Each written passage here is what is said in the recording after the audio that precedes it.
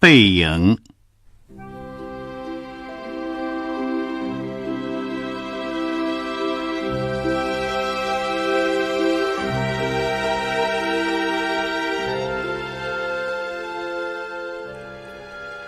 我与父亲不相见已2年余了，我最不能忘记的是他的背影。那年冬天，祖母死了，父亲的差事也交卸了，正是祸不单行的日子。我从北京到徐州，打算跟着父亲奔丧回家。到徐州见着父亲，看见满院狼藉的东西，又想起祖母，不禁簌簌的流下眼泪。父亲说，事已如此，不必难过，好在天无绝人之路。回家变卖典质，父亲还了亏空，又借钱办了丧事。这些日子家中光景很是惨淡，一半为了丧事，一半为了父亲赋闲。丧事完毕，父亲要到南京谋事，我也要回北京念书，我们便同行。到南京时，有朋友约去游逛，勾留了一日。第2日上午便须渡江到浦口，下午上车北去。父亲因为事忙，本已说定不送我，叫旅馆里一个熟识的茶房陪我同去。他再三嘱咐茶房甚是仔细，但他终于不放心，怕茶房不妥帖，颇踌躇了一会儿。其实我那年已20岁，北京已来往过2、3次，是没有什么要紧的了。他踌躇了一会儿，终于决定还是自己送我去。我2、3回劝他不必去，他只说不要紧，他们去不好。我们过了江，进了车站，我买票，他忙着照看行李。行李太多了，得向轿夫行些小费才可过去。他便又忙着和他们讲价钱。我那时真是聪明过分，总觉他说话不大漂亮，非自己插嘴不可。但他终于讲定了价钱，就送我上车。他给我拣定了靠车门的一张椅子，我将他给我做的紫毛大衣铺好座位。他嘱我路上小心，夜里要警醒些，不要受凉，又嘱托茶房好好照应我。我心里暗笑他的愚。他们只认得钱，托他们只是白托。而且我这样大年纪的人，难道还不能料理自己吗？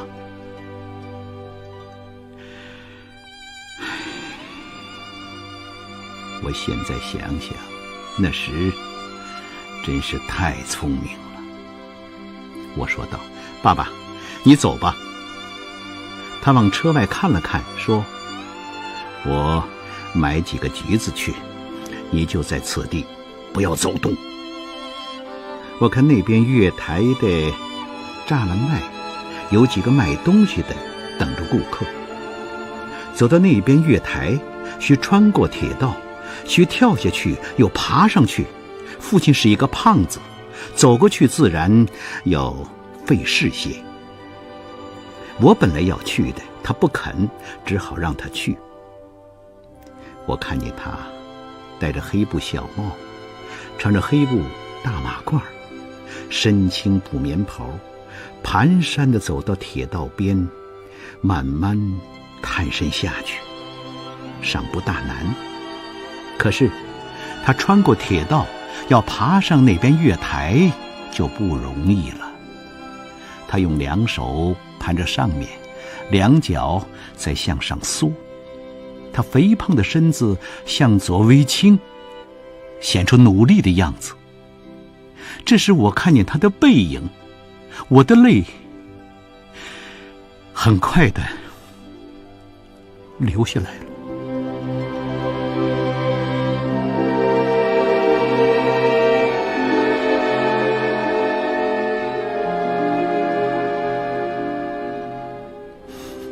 我赶紧拭干了泪，怕他看见，也怕别人看见。我在向外看时，他已抱了朱红的橘子往回走了。过铁道时，他先将橘子散放在地上，自己慢慢爬下，再抱着橘子走。到这边时，我赶紧去搀他。他和我走到车上，将橘子一股脑放在我的皮大衣上，于是扑扑衣上的泥土，心里很轻松似的。过一会儿说：“我走了，到那边来信。”我望着他走出去，他走了几步，回过头看见我说：“进去吧，里边没人。”等他的背影混入来来往往的人里，再找不着了，我便进来坐下。我的眼泪又来了。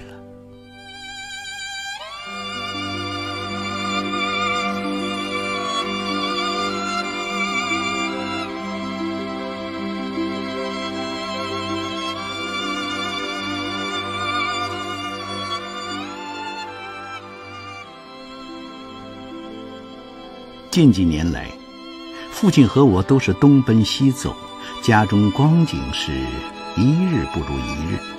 他少年出外谋生，独立支持，做了许多大事，哪知老境却如此颓唐。他触目伤怀，自然情不能自己，情郁于中，自然要发之于外。家庭琐屑便往往触他之怒，他待我渐渐不同往日。但最近2年的不见，他终于忘却我的不好，只是惦记着我，惦记着我的儿子。